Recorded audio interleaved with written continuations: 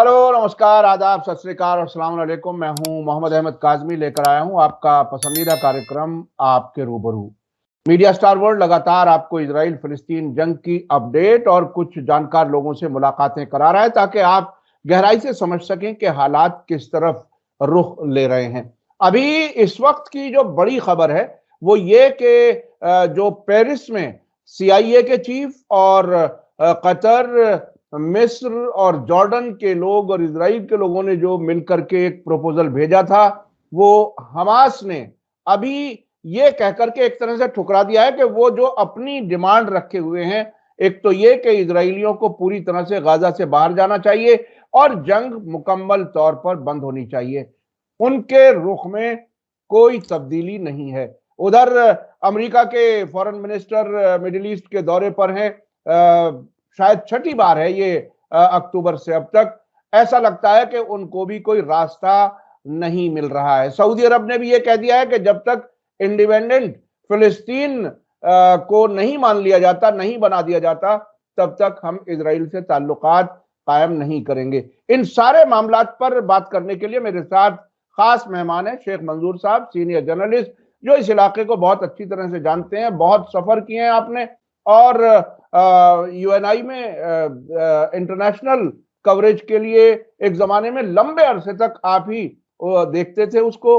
और उर्दू सर्विस जब शुरू हुई UNI में तो उसके एक तरह से सरबराह के तौर पर भी उन्होंने लंबे अरसे तक काम किया है। शेख मंजूर साहब, वेलकम है आपका। मीडिया स्टार वर्ल्ड को आप वक्त दे देते हैं, उसके लिए शुक्रिया। आप ये बता दीजिए कि 124 दिन, 125 दिन तकरीबन हो गए और अमेरिका और इजराइल अब एक जगह अटके हुए हैं। एक ऐसा लगता है जैसे कोई बंद गली में है जहां हमास की कंडीशंस को उन्हें मानना पड़ेगा या जंग जारी रहेगी। आप इसे कैसे देख रहे हैं?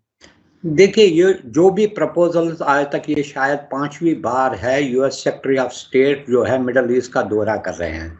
जो भी उनके प्रपोजल्स है वो हाफ हार्टेड प्रपोजल्स है, वो एक कंक्रीट प्रपोजल नहीं है। अगर प्रपोजल होता है, इसीलिए बार बार वो रिजेक्ट होते हैं। कभी इजराइल इसमें दिलचस्पी नहीं दिखा और मैक्सिमम टाइम जो है हमास भी इसमें ज्यादा दिलचस्पी नहीं दिखा रहे हैं। दूसरी बात है, जिनके साथ भी ये डिस्कस किया जाता है वो एक थर्ड पार्टी है हमास की तरफ से। हमास को डायरेक्टली इन्वॉल्व भी नहीं किया जा रहा है।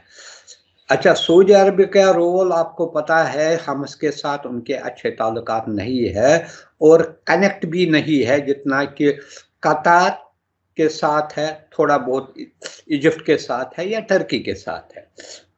और जो भी प्रपोजल वो लाते हैं उसमें ये सचमुच जरूरी होना चाहिए परमानेंट सीज फायर की बात। इसमें क्या है, आप कहोगे 6 हफ्ते के लिए, 40 दिन के लिए, ये कौन सा प्रपोजल है? ये ऐसा ही हाफ हार्टेड और लेम डक प्रपोजल है जिसको वो मानेंगे ही नहीं, क्योंकि उनकी एग्जिस्टेंस का सवाल है। पैलेस्टीनियंस की ये जो है बका के लिए ये बहुत अहम है कि परमानेंट सॉल्यूशन है और it should be backed by solid resolution about Palestinian future. जब तक ये नहीं होगा वो क्यों करेंगे? और दूसरी बात, आज ही एक न्यूज आई थी कि हमास का जो है, उन्होंने स्ट्रक्चर जो है, इनका जो है सेटअप है, उसको हार्डली 20-25% ही खत्म हुआ है। वो उस वक्त उनके लिए डू और डाई बैटल है। वो चाहते हैं जो कुछ भी हो इसी वक्त क्लियरली, और इसमें सारी पार्टीज जो है सेटल करे कि पैलेस्टाइन का फ्यूचर क्या हो, परमानेंट सीज फायर कैसा हो, उसके बाद सीज फायर के बाद हमास या दूसरी पॉलिटिकल पार्टीज का साथ क्या रवैया रहेगा। अल्टीमेटली जो भी सॉल्यूशन है पैलेस्टाइन इशू का, एक तरफ हमास है या दूसरी तरफ पैलेस्टीनियन अथॉरिटी है तो तीसरी तरफ इजराइल है। इन लोगों को ही ये मसला हल करना है। दे आर द बेसिकली, यही इसमें मेन प्लेयर्स है। दूसरे अब दूसरे भी अपने अपनी सुविधा के हिसाब से रेजोल्यूशन लाते हैं। और इसी वजह से वो रिजेक्ट होते हैं, उनको कोई अहमियत ही नहीं दी जा रही है। अब इन्होंने, हमास ने कहा कि आप परमानेंट सोल्यूशन कीजिए। आज एक और इजराइल की तरफ से न्यूज़ आई है, जो फलस्तीन, हमास के पास 130 या 35 होस्टेज थे, उसमें 30 तो मर ही गए। इस वजह से मर गए, वो जो कॉन्फ्लिक्ट वहां चला उनमें गोलियां आई, उनको पता भी नहीं है कितने उसमें बच गए। और ये जो डिले दिखा रहा है इजराइल की तरफ से, ये सारे होस्टेजेस की जान, उनकी जिंदगियां जो है उनको दांव पर लगा रही है। हासिल भी कुछ नहीं होता है उनको, लेकिन ये डिटरमिन, क्योंकि वो एक सरफरे तरीके से काम कर रहे हैं, इस वजह से जो तबाही भी हो रही है। हालांकि इनको ये क्लियर मैसेज हो गई है, खुद भी उनको ये रियलाइजेशन हुई है कि वो इस जंग को पूरी तरीके से नहीं जीत सकेंगे। अभी तो 4 महीने हो गए, 4 महीने में ये आलम है, कुछ भी नहीं कर। 2 दिन पहले एक न्यूज़ आई थी कि हमास के कुछ रिप्रेजेंटेटिव्स जो है वो खान यूनिस और दूसरे इलाकों में पैलेस्टीनियंस के उनको सैलरीज डिस्ट्रीब्यूट कर रहे हैं। यानी कि ये इतना होते हुए जितनी डिवास्टेशन खान यूनिस में हुई, वहां खंडरात में तब्दील किया गया। इन खंडरात के होते हुए भी अगर वो वहां पर उन लोगों के दरमियान सैलरीज डिस्ट्रीब्यूट कर रहे थे, इसका मतलब है इनकी प्रेजेंस वेरी मच दियर। और न्यूज़ भी ज्यादा, जो कुछ भी न्यूज़ है वो फिल्टर्ड आती है। जी जी जी, बहुत सी रुकावटें खुद इजरायली मीडिया ने शिकायत की है कि हमें, के लिए अच्छा, जो एक्चुअल कैजुअलिटी है उसका 1/5 भी ये प्रेजेंट नहीं कर रहे हैं। हालांकि जो दूसरे सोर्सेस से पता चलता है, जो इजराइल के अपने जो कैबिनेट में जो डिफरेंसेस है, उससे जो पता चलता है, मैसिव इनको भी नुकसान हुआ है, हैवी डैमेजेस है ना। इनका आर्म्स एमिशन इनका बहुत तबाह हो गया है, कैजुअलिटीज भी बहुत हो गई है सोल्जर्स की, यहाँ तक कि अभी इनको समझ में नहीं आता है कि हम क्या करें वहां पर। अब सिर्फ यही अब क्या कर रहे हैं, राफा बॉर्डर पर लोगों को हमला कर रहे हैं, जहां रिफ्यूजीज जा रहे हैं, या रिफ्यूजीज ने जो कैंप्स वो इसके इर्द गिर्द बनाए हैं उनको टारगेट कर रहे हैं। इनको डेस्परेशन में इनको समझ में ही नहीं आता है वो क्या करना चाहते हैं। अच्छा, हमास की तरफ से एक प्रपोजल आया है जिसकी तफसीलात अभी बहुत ज्यादा नहीं आई हैं, लेकिन ये बताया गया कि 3 स्टेज का, 3 मरहलों का 135 दिन का जंगबंदी की और हॉस्टेज की डील का कोई एक प्रपोजल उन्होंने भेजा है। लेकिन ये बात बहुत ही साफ है कि कम से कम 1 हफ्ते से ज्यादा वक्त लेने के बाद भी वो कोई भी अपनी पोजीशन नहीं बदल रहे हैं। और दूसरी तरफ यह देखा जा रहा है कि हूथियों की तरफ से भी अमेरिका जैसे ही उनके खिलाफ हमला करता है, या ब्रिटेन, वो फौरन जवाबी कार्रवाई कर रहे हैं, वो रुक नहीं रहे हैं। तो ये किस तरह से, यानी अब क्या रेजिस्टेंस ही फैसला करेगा आगे आने वाले वक्त में क्या कुछ होने वाला है? अगर आप देखेंगे, ये क्लियर हुआ है कि जब से हमास ने इजराइल पर अटैक किया 7 अक्टूबर के, इसके बाद ही पैलेस्टाइन इशू जो है रिवाइव हुआ। ये इंटरनेशनल, उसके फौरन बाद ही इंटरनेशनल कम्युनिटी के में ये बातचीत होने लगी कि अब पैलेस्टाइन स्टेट के बारे में हमें सोचना चाहिए। हालांकि ये अब लग रहा था 4 महीने बार के बाद, ये लग रहा था जो वो अकॉर्ड हुआ था जिसमें 2 स्टेट फार्मूला बनाएगी, तो वो डेड था, उसकी कोई अहमियत नहीं रही थी। बचा खुचा जो था प्रेसिडेंट ट्रंप ने उसको किया, और जो भी रही कसर थी उसको नेतान्याहू ने, जब उसने सेटलमेंट और बार बार वेस्ट बैंक की तरफ बढ़ रहा था, जहां पर जनीन में जिस तरीके से इसने पिछले साल अटैक्स किए 4-5 दिन वहां पर इजरायली सिक्योरिटी फोर्सेस, उसकी कोई वक़्त ही नहीं रही। एक चीज इससे क्लियर हुआ कि उसके बाद ये जो प्लान है, चाहे ये बहुत सारे पैलेस्टीनियंस को मंजूर भी नहीं है, ये रिवाइव हुआ। दूसरी बात ये भी होने लगा है, अब बार बार इंटरनेशनल कम्युनिटी इजराइल पर भी ये जोर डाल रही है कि उन्हें भी रियासत को रिकॉग्नाइज करने में, एस्टेब्लिश करने में ज़्यादा देरी नहीं करनी चाहिए, क्योंकि हालात वो नहीं रहेंगे जो आज से 10 साल पहले थे, या आज से आप कहेंगे अक्टूबर से पहले थे। एक रेजिस्टेंस भी है जिसको अभी भी ख़त्म नहीं की गई। इजराइल ने इतना पावर होने के, इतना मिलिट्री स्ट्रेंथ होने के अलावा बैकिंग होने की जो उनकी थी इंटरनेशनल कम्युनिटी की हम नहीं कहेंगे, यूएस और वेस्ट की जो इतनी बैकिंग थी, मिलिट्री सपोर्ट था, मटेरियल सपोर्ट था, फुल बैकिंग थी। जो भी उन्होंने अभी तक कार्रवाइयाँ की, इलीगल जो कार्रवाइयाँ की, इसको विटो कराया है उन्होंने, यूनाइटेड नेशन ने, दूसरे इंटरनेशनल फोरम में किया, इसके बावजूद वो कुछ नहीं कर सका।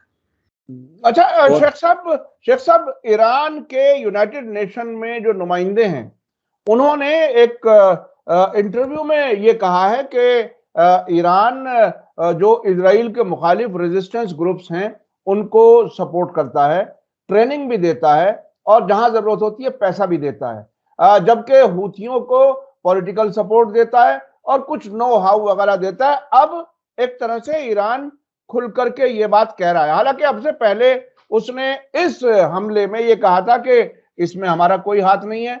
नंबर 2, जो भी रेजिस्टेंस फोर्सेस हैं पूरे इलाके की, चाहे वो इराक में हो या लेबनान में हो या हूथी अंसारुल्लाह यमन के हो, वो अपने लेवल पर जो कुछ ठीक समझ रहे हैं वो एक्शन ले रहे हैं, वो हमसे हुक्म नहीं लेते। ये अब जो ताजा जो बयान है ईरान का, इसके क्या मानी है? यानी वो रेजिस्टेंस की ताकत अब इतनी मजबूत नजर आने लगी, इसके बाद ईरान ये फॉर्मल ये बात कह रहा है, या इसमें कोई तब्दीली है क्या? देखिए, ये हमें याद रखना चाहिए कि अभी भी अमेरिका ने, जैसे इंटरनेशनल मीडिया में ये रिपोर्ट्स आए हैं, इन्होंने कन्वे किया है ईरान को कि हम उसके साथ कोई बड़ी कन्फ्रंटेशन नहीं चाहते हैं। But at the same time वो क्या करते हैं, वो जहां भी ईरानियन इंटरेस्ट है आउटसाइड ईरान, चाहे इराक में है, सीरिया में है, वहां इसको टारगेट बनाने की कोशिश कर रहे हैं। वो ये भी तासुर दे रहे हैं कि हम कर सकते हैं, लेकिन हेजिटेंट यहाँ है कि फुल फ्लेजेड वार के लिए वो हेजिटेंट है। इसको पता है, जो भी उसको अमेरिका के लिए अगर कोई प्रॉब्लम मिडल ईस्ट में है, जो उसको रोकता है वहाँ पर, वो सिर्फ ईरान है। और ईरान बैकड जो है वहाँ पर ग्रुप्स है, चाहे वो in the form of Houthis है यमन में, हिजबुल्लाह है वहाँ पर, इवन सीरिया में है, और कुछ जो रेजिस्टेंट ग्रुप्स जो है जो इराक में मौजूद है। यहाँ तक कि सिचुएशन ये भी हो गई है कि इराक की गवर्नमेंट ने भी कई बार अमेरिका को कहा कि जो वो एक्शंस वहां पर कर रहा है वो against the interest, national interest है उस गवर्नमेंट की। वो भी चाहते हैं कि वहां से किसी न किसी तरीके से जो है यूएस जो प्रेजेंस है वो वहां से निकले। ये इसके लिए बहुत बड़ा चैलेंज है। इसको ये पता है, अंदाजा है कि जब तक वार रहेगा, ये जो सी रूट है, खासकर रेड सी का रूट है, गल्फ ऑफ एडन का जो रूट है, वो सेफ नहीं है। वो इससे सिर्फ अमेरिका और इजराइल को बिगनिंग में सबसे ज्यादा उन्हीं को नुकसान उठा, लेकिन सारा जो है, सारी कंट्रीज उसके जद में आए हैं। क्योंकि जिन कंट्रीज के साथ, और अभी एक रिसेंट रिपोर्ट आया है कि चाइनीज सी रूट, इस रूट से उनके ट्रेड में जो है डबल से ज्यादा इजाफा हुआ है। यानी कि वो ये सी रूट इस्तेमाल करते हैं। लेकिन जब जो यूएस लेड कोलिशन ने जो बनाया था ग्रुप इसको रोकने के लिए, उनका कोई भी जहाज जो वहां से जाता है उसको टारगेट बना रहा है। जैसा आपने खुद ही कहा कि कल ही 2 जहाज, जिनमें से एक ग्रीक का था, उनको भी ड्रोन हमले किए। इतना होते हुए भी कि अमेरिका और ब्रिटेन ने ये क्लेम कि हमने सारे जो है उनके मिसाइल सेंटर्स जो है इनको डिस्ट्रॉय किया है, वो जेटीज जो होते हैं उनको तबाह बर्बाद किया। अगर ऐसा होता तो फिर दूसरे दिन तो अटैक नहीं होते, ये इनको भी पता है। और अमेरिका के हाथ भी किसी हद तक वो नहीं चाहता है कि हर तरीके से वो हर जगह वार में इन्वॉल्व हो जाए, क्योंकि अमेरिका भी वो बड़ी इकोनॉमी नहीं रही। अभी देखिए आपने यूक्रेन में जो नेटो की तरफ से $50 बिलियन का जो उनको पैकेज थी, इसको पास कराने में, क्योंकि हंगरी इसमें बड़े रोडे अटका रहा था, पास कराने में हफ्तों लगे। वहां पर भी अमेरिका के कांग्रेस में इजराइल या नेटो यूक्रेन के लिए मिलिट्री एड पास करने में अब बहुत चैलेंज आ रहे हैं, क्योंकि उनकी अपनी इकोनॉमी खराब है, अनएम्प्लॉयमेंट रेट बढ़ गई है, इन्फ्लेशन हाई है, यहाँ से प्रेसिडेंशियल इलेक्शन आने वाले हैं और इतनी इकोनॉमिक स्टेबिलिटी भी नहीं है। इसलिए बचने के लिए वो ये कोशिश कर रहे हैं कि किसी न किसी तरीके से इस वार का खात्मा हो, लेकिन इसमें सिर्फ ये जो है वो अपने इंटरेस्ट किसी न किसी तरीके से वो रखना चाहते हैं, जिसकी वजह से जो भी अभी तक नेगोशिएशन हुए थ्रू थर्ड पार्टीज वो अभी तक कामयाब नहीं हुए हैं, क्योंकि कहीं ना कहीं अमेरिका एडवांटेज दे रहा है इजराइल को इन प्रपोजल में, जिसकी वजह से हमस उनको रिजेक्ट करता है। हमस हो या कोई और भी मुल्क हो, उनको ये समझना चाहिए अनफ इज अनफ। 4 महीने बहुत टाइम हो गया है। इससे जो 28,000 के लोग मर गए, इसके अलावा 70-75 हजार लोग जख्मी हो गए, उनमें से बुरी तरह जख्मी, इकोनॉमी तहस हो गई, भूख मरी है। अगर उसके बाद भी वो ऐसे प्रपोजल लाए जिसमें जान नहीं है, जो सिंसेरिटी पर मबनी नहीं है, तो इन प्रपोजल्स का यही हशर होगा। बेहतर यही है एक कंक्रीट प्रपोजल लाए विद सिंसियरिटी, विद पर्पस, कि हमें इस मसले को हल करना है, एक तो लॉन्ग टर्म पर, दूसरा शॉर्ट टर्म प्रपोजल यही हो सकता है परमानेंट सीज फायर हो, और अगर इजरायली फोर्सेस गाजा के अंदर है ग्रेजुअल उनको वहां से निकाला जाए, ताकि सबसे पहले वहां पर जो ह्यूमैनिटेरियन असिस्टेंस वहां के लोगों को फराहम की जाएगी, फिर जो है गाजा को बनाने में, गाजा और वेस्ट बैंक के दोनों इलाकों को पलस्टाइन स्टेट के तौर पर, और इसके अलावा जो हमेशा अरब सारे न सिर्फ फलस्तीन बल्कि इस्लामिक वर्ल्ड की जो डिमांड रही है कि जेरूसलम जो है उसको उनको उनका जो है कैपिटल मनाने के लिए कोशिश की जानी चाहिए। यही इसका वाहिद हल है, यही इसका परमानेंट सल्यूशन है। यही प्रपोजल अगर वो आज देंगे वो भी कामयाब होगा, 10 दिन के बाद यही प्रपोजल इनको देना पड़ेगा।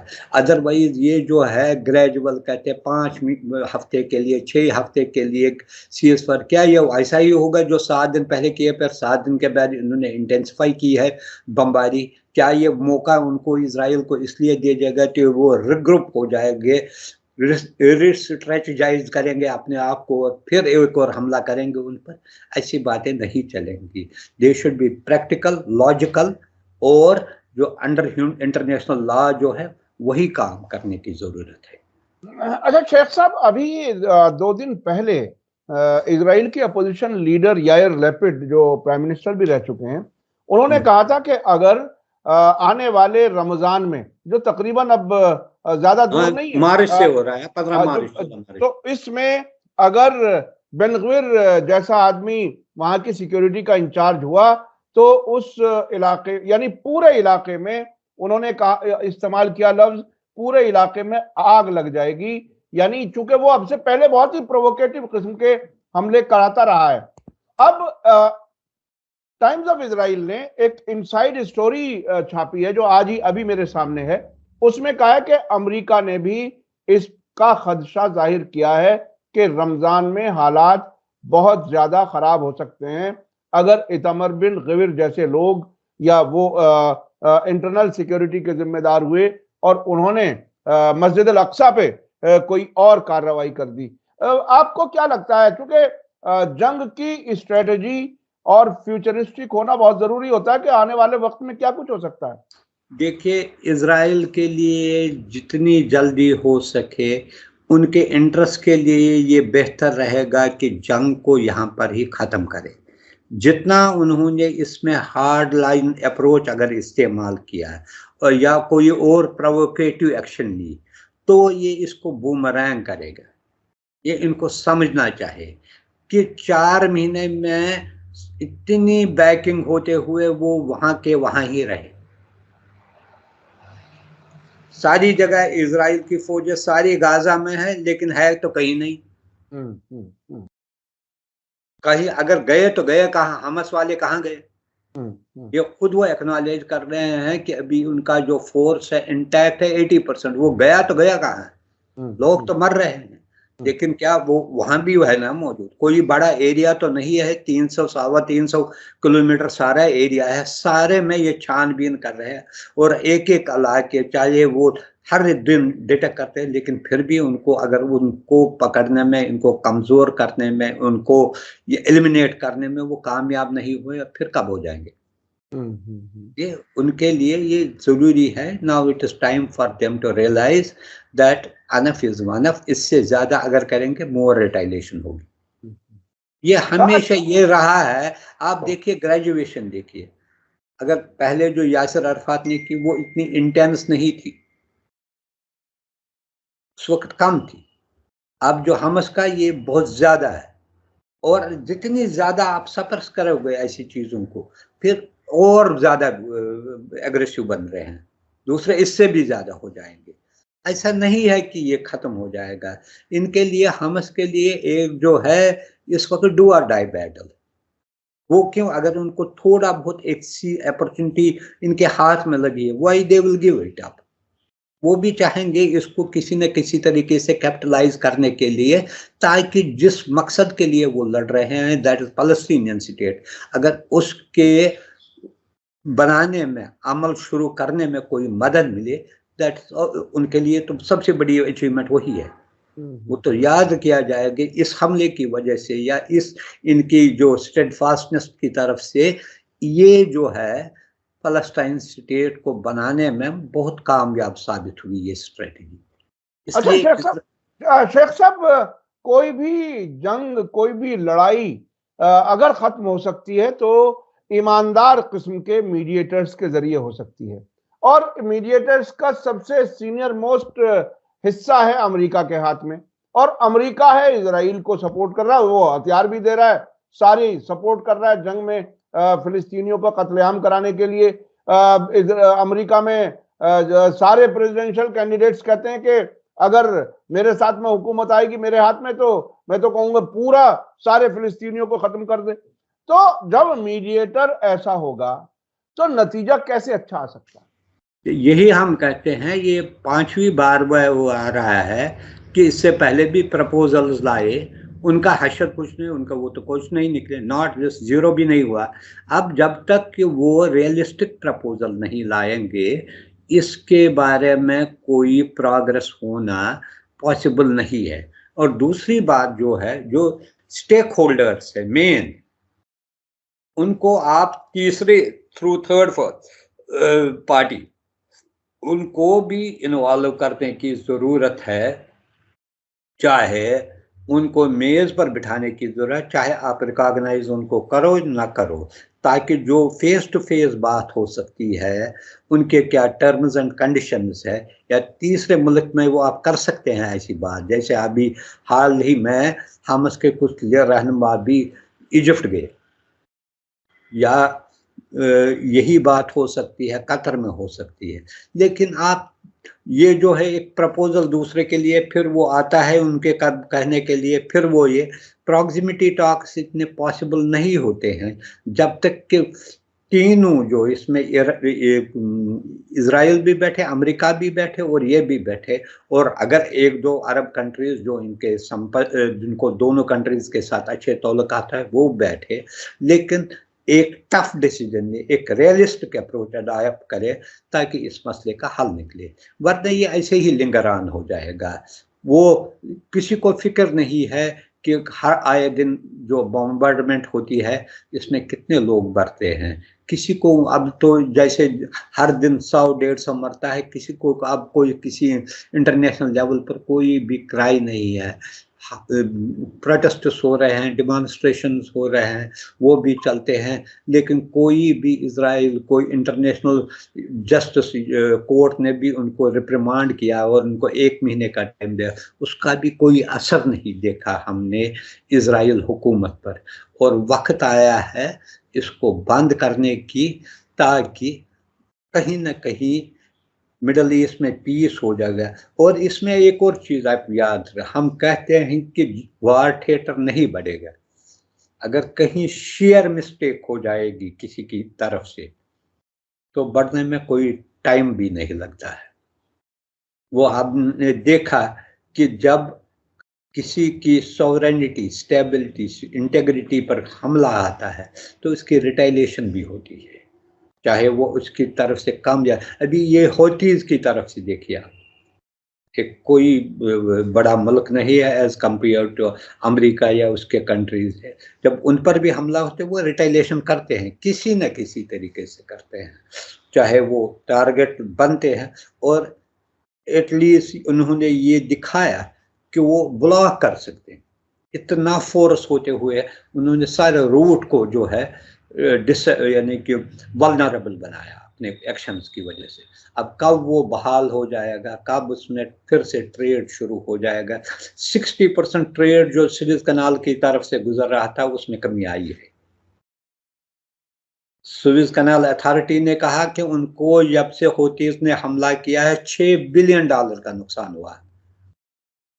ये यही नहीं और मुख्तलिफ मुल्कों को कितना नुकसान हुआ होगा जो पूरा अफ्रीका डिटोर करके गुजरना है। जी, उससे गुजरना है। चीज अभी किसी, शायद मैंने देखा इकोनॉमिक्स पेपर है, उसमें लिखा था जो चीज अगर हांगकांग से कोई चीज यूरोप जा रहा है उसको 2 हफ्ते से 3 हफ्ते का टाइम एडिशनल लगता है वहां पहुंचने में। अब देखिए इसमें 2 हफ्ते, और इसके अलावा जो इंश्योरेंस हाइक हो गया है, क्योंकि जितनी यानी कि रिस्क हो, फैक्टर हो, इतना इंश्योरेंस बढ़ जाता है, वो है। और इनका जो है किराया जो है भाड़ा बढ़ गया। इसके अलावा जो लोग उसमें यानी क्रू मेंबर्स जो है इसके, उनका इंश्योरेंस भी कराना पड़ता है, हाई इंश्योरेंस कराना पड़ता है। दूसरे बहुत सारे शिप्स ने अपने साथ आर्म्ड गार्ड्स भी रखे हैं, उनको लेटेस्ट वेपन्स भी दिए हैं ताकि वो एक छोटा मोटा हमला फाइल करने में कामयाब हो सके। हालांकि ड्रोन और मिसाइल अटैक को वो कुछ नहीं कर सकेंगे, का तो नहीं कुछ कर सके, लेकिन अगर कोई अच्छा, इस दौरान पायरेसी भी बढ़ गई है सोमालिया की तरफ से, ऐसे बहुत सारे इंसिडेंट्स हुए हैं, उन्होंने भी इसका फायदा उठाया और पायरेसी शुरू करनी है। कल ही किसी जहाज को बचाया गया, उससे पहले इंडियन नेवी ने एक जहाज बचाया जिसमें पाकिस्तानी क्रू मेंबर्स थे, कल पाकिस्तानियों ने एक बचाया जिसमें इंडियन क्रू मेंबर्स थे। ये देखिए, ये एक सिचुएशन जो है, ये एक बहुत डेलिकेट सिचुएशन है जो किसी भी वक्त, अब हम कहते हैं कि ये भी नहीं चाहता वार, वो भी नहीं चाहता है वार, लेकिन अल्टीमेटली एक माइनर रिस्क इसमें ये जो है, then it goes out of hands. किसी को पता नहीं चलता है कि वार किस तरीके से बढ़ेगा।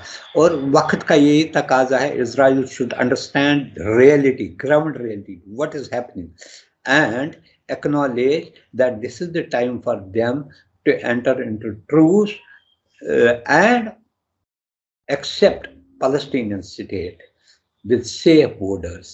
That is for the security.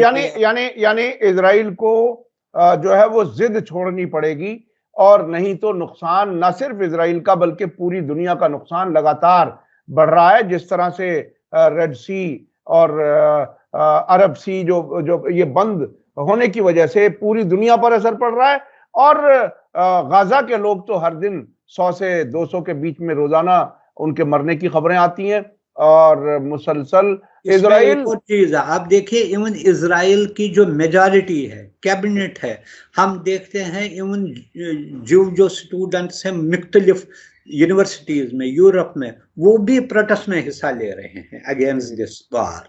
वो भी कहते हैं विद इन द कैबिनेट वहां पर ये इतना जो है डिवाइड है, लेकिन कभी न कहीं ये लग रहा है कुछ लोगों के, खासकर प्राइम मिनिस्टर नेतन्याहू के पर्सनल इंटरेस्ट एम्बिशन है, वो स्टिक रहना रहता है वो, क्योंकि आम लोगों का ख्याल है कि इसको भी ट्रायल करनी चाहिए क्योंकि वो करप्शन के मामले में इन्वॉल्व है और उसकी हठधर्मी की वजह से खासकर जो लैप्सेस हुए उनको जो दे कुड नॉट डिटेक्ट कि हामस अटैक करेगा, उसका ये फेलियर है इसकी गवर्नमेंट का, इसलिए वो इससे बचने के लिए इसको प्रोलॉन्ग करने की भी कोशिश कर रहा है।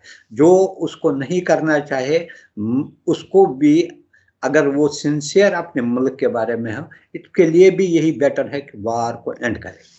जी जी जी, बहुत बहुत शुक्रिया शेख मंजूर साहब। हकीकतें जिस तरह से आपने बताई वो बहुत ही अहम है और असल नतीजा वही है कि इजराइल की हठधर्मी, नेतन्याहू की हठधर्मी पूरी दुनिया के लिए बहुत बड़ा खलफशार पैदा कर रही है, मुसलसल नुकसान हो रहा है उसका। बहुत बहुत शुक्रिया शेख मंजूर साहब। इसी के साथ मुझे दीजिए इजाजत। धन्यवाद, शुक्रिया। जय भारत, जय हिंद। मीडिया स्टार वर्ल्ड के और वीडियो देखने के लिए हमारे चैनल को सब्सक्राइब करें और सीधे नोटिफिकेशन पाने के लिए बेल आइकन दबाएं।